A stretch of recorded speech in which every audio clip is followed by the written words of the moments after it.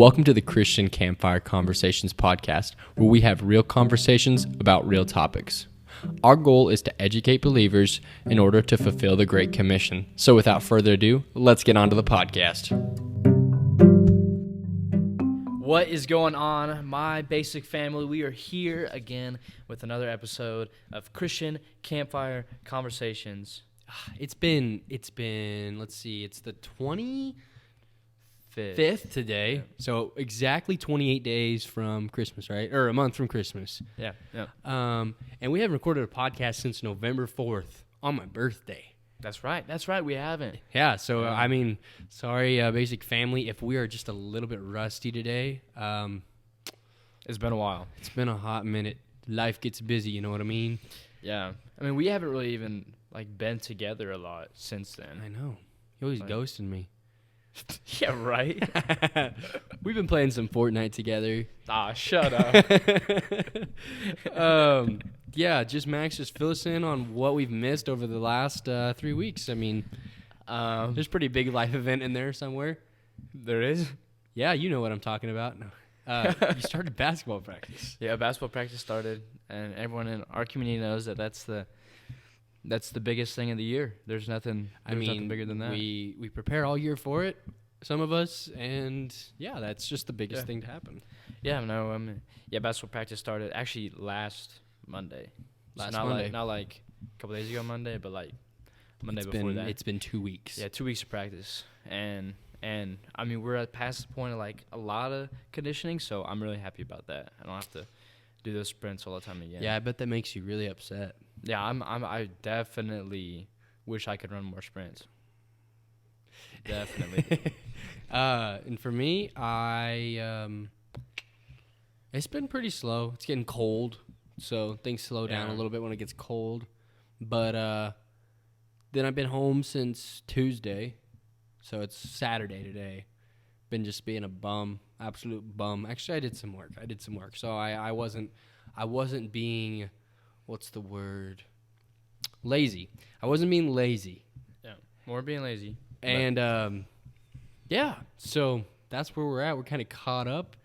How am I going to transition? You said you were oh man, I got such a good transition. I got a great transition. You know, sometimes when when things don't go my way, I just get really angry. Yeah, so there's no good transition there. Today we want to talk about anger. And I was talking to a guy who he said he grew up Baptist. And he said for Baptists, anger was always bad. In every context, if you got angry, that was a bad thing. And so he's just talked about how over time he's matured and found out that there are things that are okay to be angry about.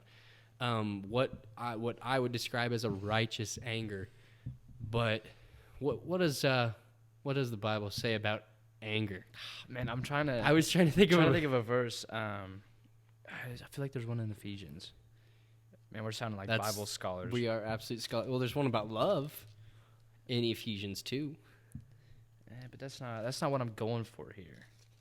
I'm going for it was I know it talks about there's tons of verses in the Bible that talk about anger being a bad thing. Mm-hmm. Yeah. You know, and I think there's something to be said to, because in Sunday school we've recently been reading oh my goodness. Unoffendable. Yeah. Yep. Yeah, and Brent Hansen, he talks about in his book there that how people almost use righteous anger as an excuse to be angry. You know what I mean? It's almost oh, I have this righteous anger. I'm actually mad at my girlfriend because she was in the presence of another guy. Yeah. That's just not okay. Yeah, and I think it can be kind of a cop-out to be angry, but I think there is something as righteous anger, so I feel like kind of teetering back and forth. Yeah, that was weird. Some lights just came on out of nowhere. Sorry.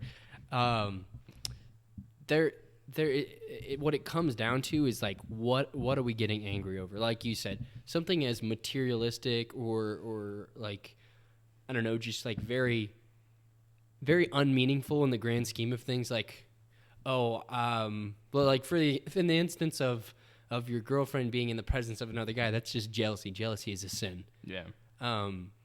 The things that would be constituted in my eyes as righteous anger would be those that, okay, let me just share this experience with from a study from Chip Ingram. He was in a laundromat one time, and he witnessed this kid his mom threw him against the dryer. This is a young kid who is helpless. His mom threw him against the dryer and was being physically abusive to him.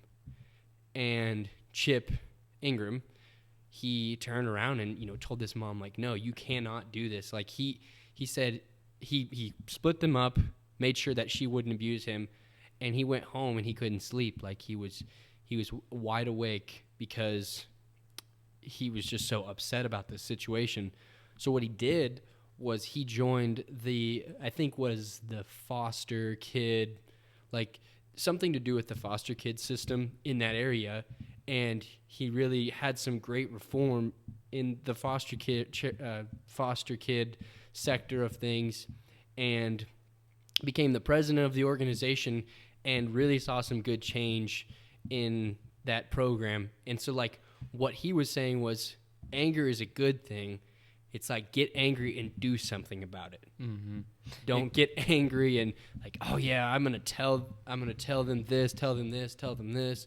I'm gonna do this, and this, and then do nothing. Yeah, I do think too. There's like, it's almost like, I feel like if for it to be like righteous anger, I think it almost should be your reaction to it. Yeah. I think if it's righteous anger, is it a righteous action to follow up that anger? Because if it's, oh man, I got righteous anger, so I'm gonna go tweet about it. Yeah. I don't. Well, think that's, we're kind of stepping into the sector of gossiping. Yeah, exactly. But that's what I'm saying. Is like how, like, I feel like your righteous anger is almost dictated on the actions that you take after being angry. Like Chip, he did something about it. He changed it. He did righteous actions to kind of deal with it. And obviously, there are going to be things that happen in your life. I think anger isn't the act of getting upset. Anger is how, like you were saying, the act of how you actually react to it. So there's going to be so many different things in your life that are going to be uncontrollable. Whether it's like, okay, I'm angry at my parents because they decided to, split up. They got a divorce. While the act of being upset, there's nothing wrong with that. I don't blame you for being upset. But how do you react to it? Do you react to it by trying to be rebellious and doing things that you're not supposed to be doing? Or, the answer should be always to follow a righteous path, whether that looks like going to take actions or just simply trusting God. There's definitely some different personalities in this. Some people are going to be more likely to take action, and some people are going to more likely to be more complacent. In the right context, I think there's places for both. But I think what it comes down to is people really fear confrontation so somebody has wronged you or wronged somebody and rather than confronting them about it, you will go behind their back or talk about it or just do nothing. Yeah. And that's where I feel like there's a right and a wrong way to react to you being wronged or someone being wronged. Yeah, I think so too. And I think kind of what you brought up almost with like those different personalities is like, I know some people like tend to just like shut down. Yeah. It's like when they're mad, they just like shut down. And I don't think there's not like a wrong way to, there is a wrong way to process your anger, but not in like that way. You know what I mean? Like, right. Those different like personality types of like, Chip wanting to do something about it, and then someone that's just like, let's pray about it. Yeah. There's room for both of those. Mm-hmm. So there, you could say that there's room for like praying for wise decisions and also acting on it. So you can have a mixture of, yes, we need to do something about it, but yes, we also need to be wise about it. Yeah. And what are we doing to get to the point where like, okay, now we're ready to deal with this? Well, we haven't talked to 5 other people about what we need to do. Like, that's, you can, I feel like, me personally, I feel like you can consult people for help. But at what point does that just turn into gossip of, they did this to me and they did this to me? Yeah, I mean, I think it's like how you approach it, like whenever you're talking. So like for instance, if I went to Tim and I was like, man, this thing has happened to me. I'm like really mad about it, and I'm just explaining the situation and asking him like for advice. I don't necessarily think that's gossip because I'm on, okay, Tim, like, what do I do? I'm mad right now, and then he would be like, go home, calm down, and then, pray about it. And then he would, obviously give some godly wisdom like Tim always does. Right. Exactly. But I do think too, like, if you're calling up your girlfriends and you're saying, oh man, did you hear what this guy did to me? He, X, Y, and Z, and he's the worst. And if you're just dogging on them personally, I think that would constitute gossip. I don't know how this slipped my mind, but there's a very common passage when talking about anger. Jesus going into the temple and flipping the tables. Yeah.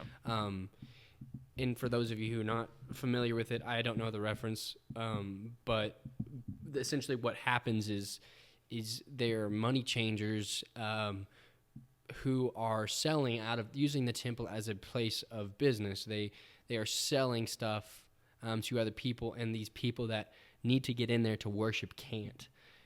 Actually, to be specific, we talked about this at Christian Challenge the other day, that the people, they were in like the first part of the temple, like when you entered, and that's where the just like the Gentiles, that's where they were worshiping. Like, they didn't have the ability to go into the temple, so they had to bring their offerings to God. This is the Old Testament law, of course. They had to bring their offerings to God in that kind of courtyard area, and these people who are saved or who are Jewish people are using this to sell stuff, and they have already been warned once by God. Jesus already came and told them that they weren't supposed to be doing this in the temple. He comes back, I don't know how much longer later, and he sees that they're using the temple to sell stuff again, and he comes in there and he flips the tables upside down and makes a whip and chases the people out. He sounds pretty upset to me. And obviously we know that God's 100% perfect. He did nothing wrong in his life. So if you know what general characteristics of what angry and upsetness look like, that seems to constitute it 100%. And this is done by the only perfect man in the existence of the world. So yeah, I think that's always an important thing to think about how, Jesus was, pretty upset at these people, and upset at their actions, at how they, he said, you've made this a den of robbers, I think. Yeah. I was thinking of something else that he told the Pharisees. But yeah, I think he said something along those lines. But I think that's a good point to bring up. That, yeah. I think, yeah. Get that.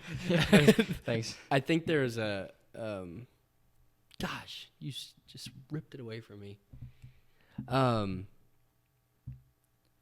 think there's like a common or something, another cop-out answer that people use is, hate the sin, not the sinner. Yeah. And I think like that in its essence is not like something that's wrong to say, but it can be like a cop-out answer, because I think you can still, like, some people say that and still hate the sinner for it. Mm-hmm. But the basic premise of that is that, somebody wrongs you by physically or verbally abusing you, and you're mad at the sin and not the sinner. But God's mad at that sinner. Yeah. Like, he is very upset that sinner sinned against you, and upset at the sin as well. Mm-hmm. It kind of in that essence, it kind of relieves us of all wrongdoing. It's like, oh, this sin was what was wrong. It wasn't me. It wasn't the sinner that did anything wrong. It was the sin. Yeah, I think that's kind of too with like that righteous anger that I brought. It was like, it's just a cop out to be like super mad about something, because then there's that question that needs to be asked, like, okay, well, I can turn on the nightly news, and if I'm just watching all these things that happen around the world that are sinful, like I'm just gonna spend my whole life being angry at stuff that I cannot control. Mm-hmm. You know, like Chip stayed up all night. I'm not gonna get any sleep if I'm angry all the time. Mm-hmm. You know what I mean? So I think there's like a fine line of like, yeah, be angry at some things, but also learn that you can't control everything. Yeah, I mean, what is like the proper way to respond to someone that has wronged you? What is the proper way to respond to that? I mean, I think, if someone has wronged you, I think you need to take a step back. Yeah. Right? I mean, remove yourself from the situation. I mean, it's like, because your emotions are going to be heightened. Mm-hmm. And I'm guilty of not taking a step back, like, every single time. And take a step back and say, okay, like, I need to pray about this for a second, take some time. And then I think you need to think about, what is the most God-honoring thing I can do from here? Mm-hmm. Is that waiting a little bit and then saying something to him, or saying something to him right now? What is the best way to go about this? Well, like, I guess the common phrase, what would Jesus do? Or what would Jesus want me to do? Jesus would have been perfect, but... Yeah, I mean, obviously there's nothing... You're asking, like, at least one human that's mad at another, or two humans that are mad at each other, to, like, reconcile and come together. Right. And... obviously it's not going to be perfect, so. I think something that, I don't know if, I can't say that I just run into this a lot of the times, but definitely some of the times, there is just, the other party is not willing to settle this disagreement. They are, and usually you see this from non-believers, just because, I mean, they're not trying to honor God. Like, I mean, their God is is themselves. That they've put on this pedestal. Like, they have nobody telling them what to do. And so it's hard to deal with these conflicts when the other side is not willing to come to an agreement on anything. They are 100% fine with being upset and ghosting you at that forever. And you can't continue to try. Like, you have to do your due diligence of trying to solve this problem. But when they're continually trying to, escalate the situation or not solve it, there's not much more you can do. Oh man, I drew a blank on what I was going to say next. Oh, I think pride gets in the way a lot. Yeah. Along with this is, both for Christians and non-Christians as well. It's like, man, they wronged me. I deserve this. I deserve that. Yeah. I want this. And it's like, dude, like, no, you don't deserve that. Or no, I mean, you aren't that great. Or you also wronged them. Right. Like, I mean, there's always two sides to every story, and sometimes we tend to forget the other person's side of it. What we ultimately deserve is hell, but but Jesus paid that ultimate price for our sins. Like, we are entitled to absolutely nothing. Yeah, exactly. And so if we come to an argument with this humble, just this humble, like, mindset, like, God, I don't deserve anything, but you have still been so merciful to give me this life. Lord, just help me to settle this conflict correctly. And you know what? Sometimes it's disappointing because it's easier to deal with conflicts with non-believers than believers. Sometimes, like, we see this happen so often in church conflict. Things go horribly wrong because people don't know how to have conflict. Yeah. And that's, I attribute that to the fact that many people have a negative connotation with conflict.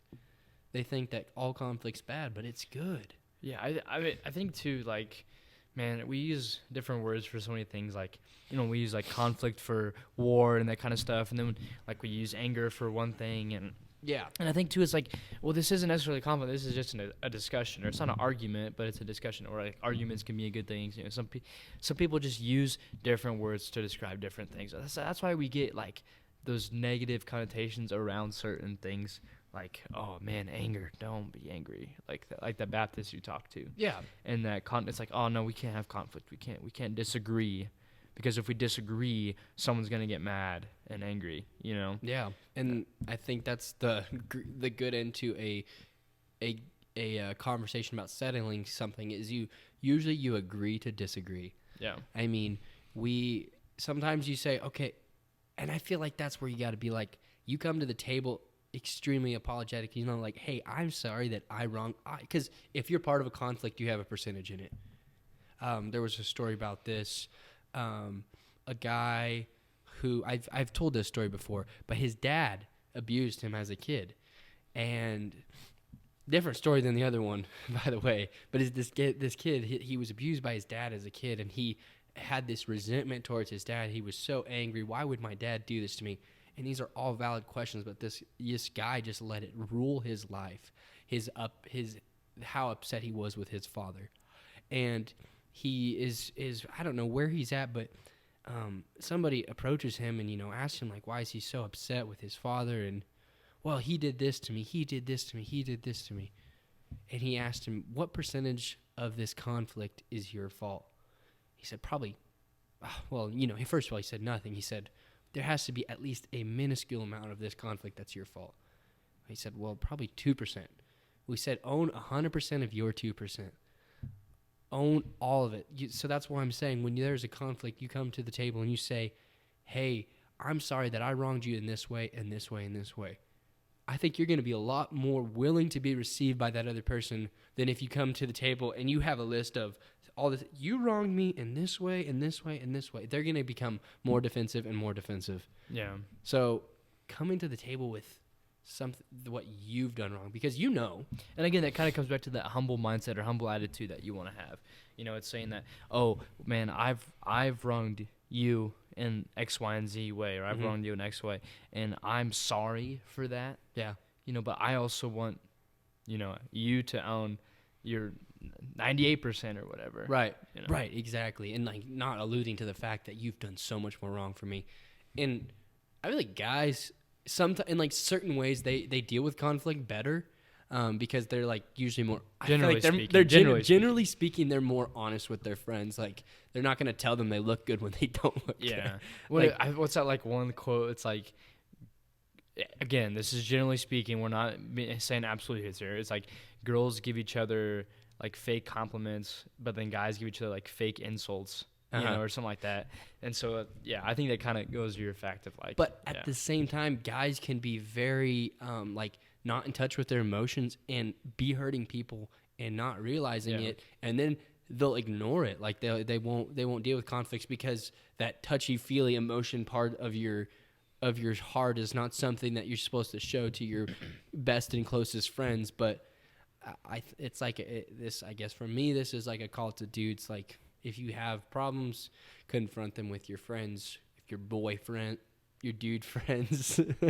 Yeah, for example, like me and my brother and I, we like whenever like growing up, we would always like if we got in a fight or something, like we would never like go to each other and be like, oh man, Sam, I'm so sorry that I wronged you in this way, but man, 30 minutes later, we'd be over it. You know, like it's like we didn't have to vocalize that we were sorry, but we just like went our separate ways for a while and then came together again, and we were fine without necessarily saying anything. I'm not saying that, you know, you should do that with everyone that you meet because people want an apology. Yeah. And that's just something that I've had to learn with other people, you know, is like, I can't just come up to them and be act all happy and cheery. And that's sometimes true for me too. It's like, man, you just did this to me and now you're expecting me to be all happy to you. You know what I mean? And I think that can kind of go both ways. And so like just vocalizing your sorrow, if that's the right word. Yeah. You know? Or your,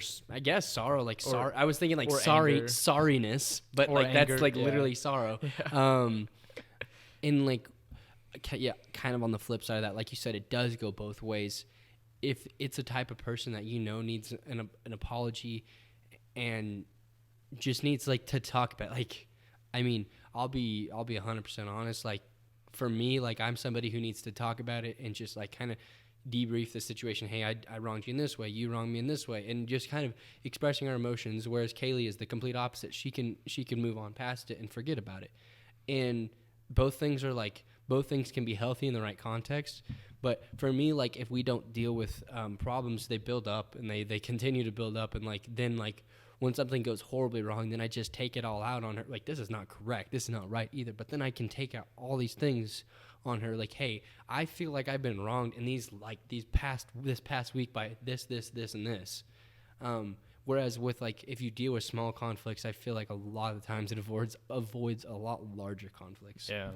I think it's an important thing to know. And I think, too, like, another part of anger is that anger can so easily lead to bitterness. Yes. And I see what's that old quote? It's like, bitterness is like drinking poison and expecting the other person to die, which I think is so true. Because, I mean, bitterness is horrible for, you mainly, you and your relationship with God. And it also comes down to your pride as well. I mean, all those things are kind of, anger, bitterness, pride are all, like, intertwined in some ways, that they help each other to be sinful. Yeah, I've definitely seen that happen in people's life, where anger that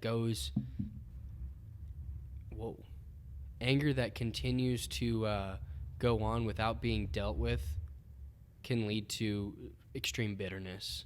And that kind of goes back to, like, just dealing with those smaller conflicts. Like, a lot of times you see that between a